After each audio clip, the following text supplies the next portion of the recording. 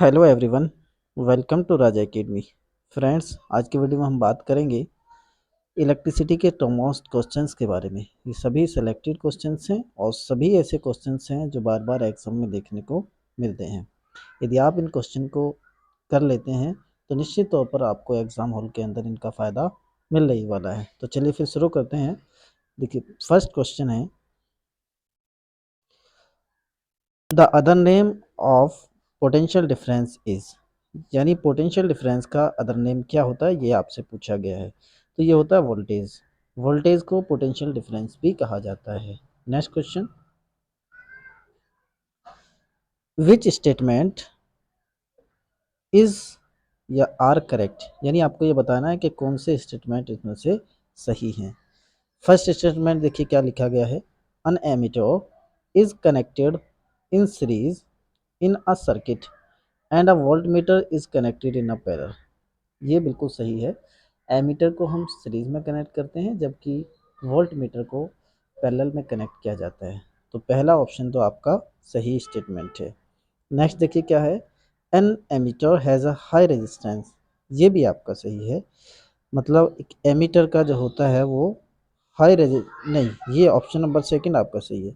Actual में ammeter का resistance कम होता है और अगर हम आइडियल एमीटर की बात करें तो आइडियल एमीटर का रेजिस्टेंस ज़ीरो होता है। दोनों ही बातें आपको ध्यान रखनी है। अब सवाल ये है क्यों हम उसका रेजिस्टेंस कम रखते हैं, तो इसलिए एमीटर का रेजिस्टेंस कम रखा जाता है ताकि मैक्सिमम करंट एमीटर के अंदर से पास हो जाए और वो एग्जैक्ट रीडिंग आपको दे सके।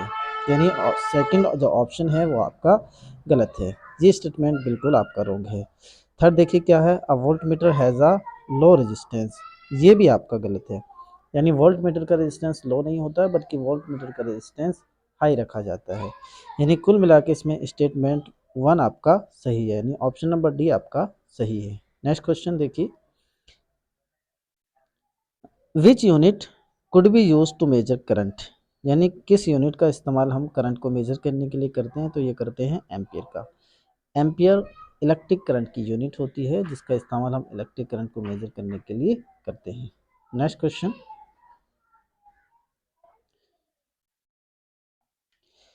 If the current through a fluid lamp is 5 ampere, what charge passes in 10 second, यानी एक तो आपको करंट की वैल्यू दी गई है और दूसरा आपको टाइम की वैल्यू दी गई है, आपसे चार्ज पूछा गया है। तो एक फॉर्मूला होता है, देखिए, Q is equal to I into में टी, यानी आई और टी की जैसे ही आप मल्टीप्लाई करेंगे चार्ज आपको मिल जाएगा।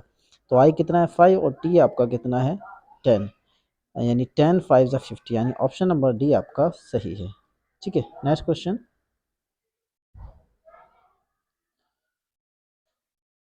if the amount of electric charge passing through a conductor in 10 minutes is 300 coulomb, the current following is, यानी करंट की वैल्यू आपसे पूछी गई है, कूलाम यानी चार्ज की वैल्यू आपको दी गई है और टाइम की वैल्यू आपको दी गई है।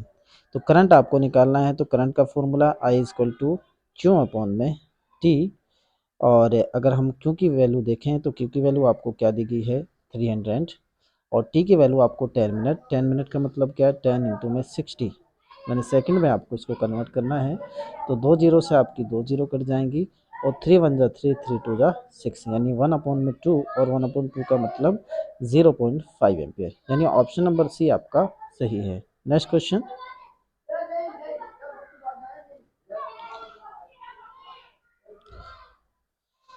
The potential difference across 3 ohm resistor is 6 volt, the current flowing through in resistors will be, यानी एक तो पोटेंशियल डिफरेंस आपको दिया गया है, दूसरा रेजिस्टेंस आपको दिया है, करंट की वैल्यू आपको से पूछी गई है। तो according to Ohm's law V equal to I R होता है और आपसे I की वैल्यू पूछी गई है तो V को आपको R से डिवाइड कर देना है। V कितना है आपका 6 और R कितना है आपका 3, 3 से अगर आप 6 को डिवाइड करेंगे तो 2 आएगा, यानी ऑप्शन नंबर सी आपका सही है। Next question, a car headlight bulb working on a 12 volt, यानी जो हेडलाइट बल्ब है वो कितने पे काम करता है 12 वोल्ट पे काम करता है। Battery draw a current of 0.5 ampere, जबकि बैटरी के जो करंट है वो 0.5 एम्पियर है।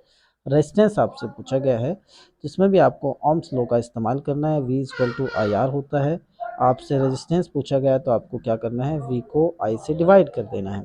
V आपका कितना है 12 और I आपका कितना है 0.5। पॉइंट काटेंगे ऊपर लग जाएगा और ये काटेंगे तो आपका 24। इन ऑप्शन नंबर डी आपका सही है। Next question,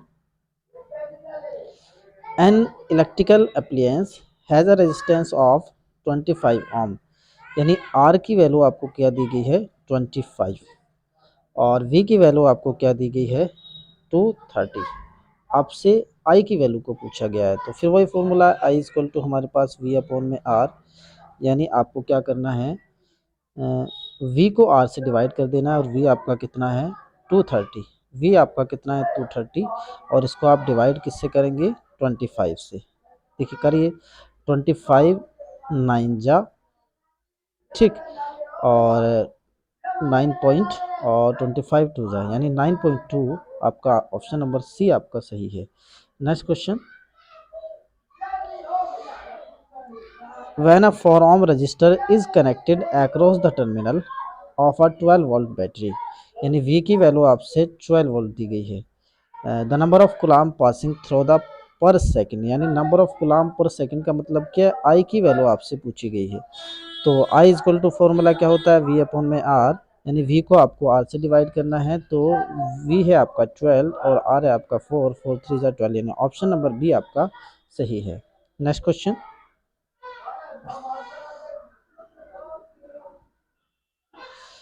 Ohm's law gives a relationship between, यानी ओम्स लॉ से हमें किस किस के बीच का रिलेशन मिलता है। एक्चुअल में ओम्स लॉ क्या था, V directly proportional to I, यानी पोटेंशियल डिफरेंस और इलेक्ट्रिक करंट का रिलेशन आपको किससे मिलता है, ओम्स लॉ से मिलता है। यानी ऑप्शन नंबर सी आप डी आपका सही है। नेक्स्ट क्वेश्चन देखिए क्या है, the unit of electrical resistance is, electrical resistance unit ohm होती है। ऑप्शन नंबर डी आपका सही है। Next question, the substance having infinitely high electrical resistance, यानी एक ऐसा सब्सटेंस जिसका रेजिस्टेंस इनफाइनिटली होता है, वो कौन सा है, दैट इज इंसुलेटर। इंसुलेटर एक ऐसा सब्सटेंस होता है जिसका रेजिस्टेंस इनफाइनिटली माना जाता है, यानी ऑप्शन नंबर डी आपका सही है। नेक्स्ट क्वेश्चन देखिए क्या है, keeping the potential difference constant, यानी पोटेंशियल डिफरेंस को आपको कांस्टेंट रखना है। The resistance of a circuit is double, resistance को डबल कर दिया गया तो द करंट विल बिकम, तो करंट आपकी जो है हाफ हो जाएगी ना, ऑप्शन नंबर बी आपका सही है। Next question, keeping the potential difference constant, यानी पोटेंशियल डिफरेंस को आपको कांस्टेंट रखना है। The resistance of a circuit is half, resistance को अगर हाफ कर दोगे तो करंट आपका 2 टाइम्स हो जाएगा, यानी ऑप्शन नंबर डी आपका सही है। ठीक है फ्रेंड्स, आज की वीडियो में बस इतना ही। यदि वीडियो आपको हेल्पफुल लगी हो तो प्लीज़ लाइक कीजिए, सब्सक्राइब कीजिए और शेयर कीजिए। Thanks a lot for